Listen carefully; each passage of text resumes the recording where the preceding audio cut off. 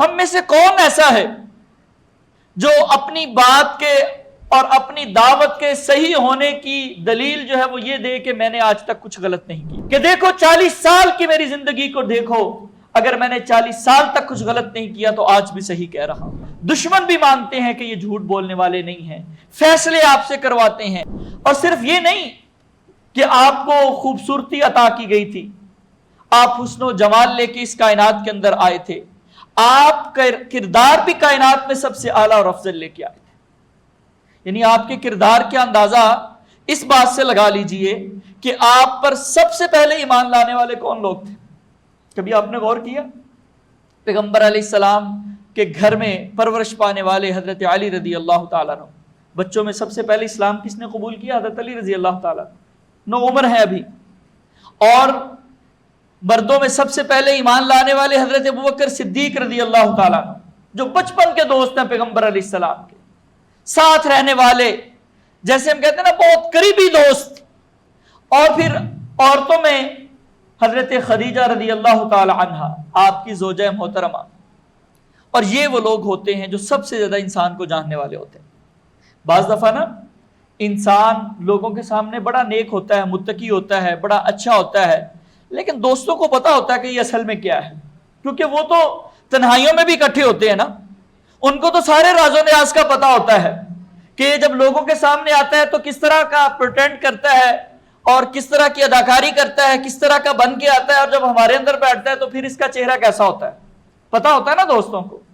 گھر میں جو بیوی ہے اس کے پاس تو سب سے زیادہ انسان کا وقت گزرتا ہے اپنے گھر کے اندر، اس کو تو پتا ہوتا ہے کہ اس کا کردار کیسا ہے، یہ باہر کتنا اچھا بنتا ہے اور گھر میں کس طرح کا اخلاق پیش کرتا ہے۔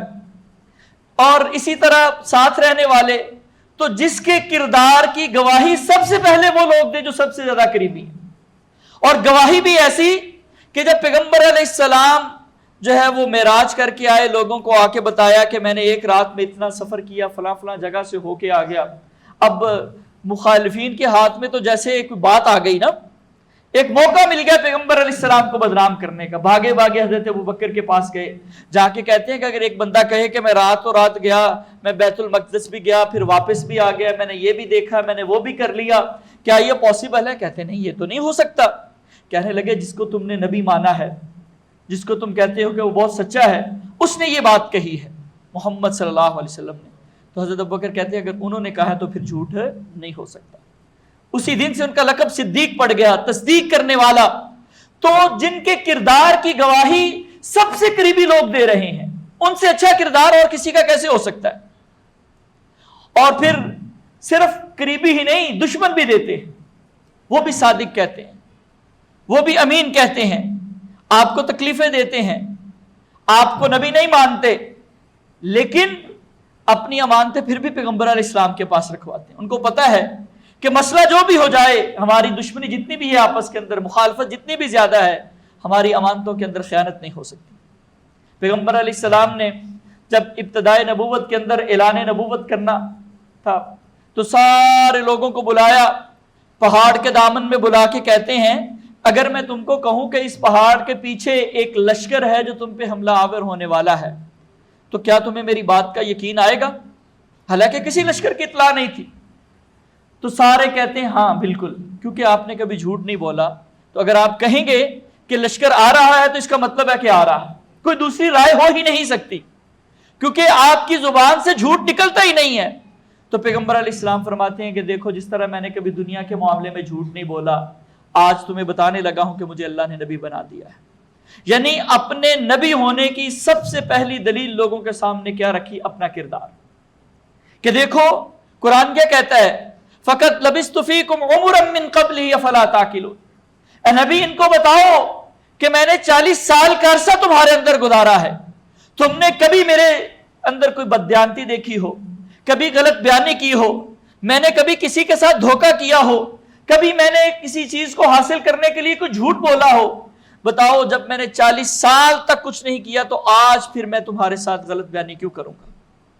میں کیوں کہوں گا کہ مجھے اللہ نے نبی بنا دیا؟ تو ہم میں سے کون ایسا ہے جو اپنی بات کے اور اپنی دعوت کے صحیح ہونے کی دلیل جو ہے وہ یہ دے کہ میں نے آج تک کچھ غلط نہیں کی؟ کوئی نہیں ہو سکتا۔ ये उन्हीं का हौसला था, ये उन्हीं का किरदार था, ये उन्हीं की सीरत थी कि वो पूरे मक्के के नुमाइंदों को बुला के कह रहे हैं कि देखो 40 साल की मेरी जिंदगी को देखो, अगर मैंने 40 साल तक कुछ गलत नहीं किया तो आज भी सही कह रहा हूं।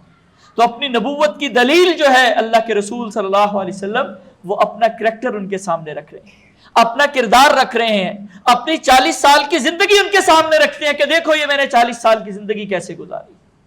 तो पैगंबर अलैहिस्सलाम का किरदार ऐसा कि सबसे करीबी, बहुत ज्यादा जानने वाले, राजो नियाज से वाकिफ, हर किस्म की जिंदगी के नशीबो फराज से वाकिफ, वो सबसे पहले गवाही देते हैं कि जो इन्होंने कह दिया है वो गलत नहीं है। अगर इन्होंने कहा है कि मुझ पे वही उतरी है तो ये झूठ नहीं हो सकता। और दुश्मन भी मानते हैं कि ये झूठ बोलने वाले नहीं हैं। फैसले आपसे करवाते हैं, आपको फैसले के लिए आ जाए तो सारे खुशी खुशी राजी राजी अपना फैसला आप पे छोड़ देते हैं। सादिक भी मानते हैं, अमीन भी मानते हैं। तो अल्लाह रब्बुल जलाल ने इस कायनात में जो बेहतरीन किरदार दे के भेजा पैगंबर अलैहिस्सलाम को, ना हुस्नो जमाल में आप जैसा कोई, काना अहसन नास वजहन और वकाना अहसनहुम खुलुकन, अखलाक के लिहाज से भी पैगंबर अलैहिस्सलाम सबसे बेहतर, और खूबसूरती के लिहाज से, जमाल के लिहाज से भी सबसे बेहतर।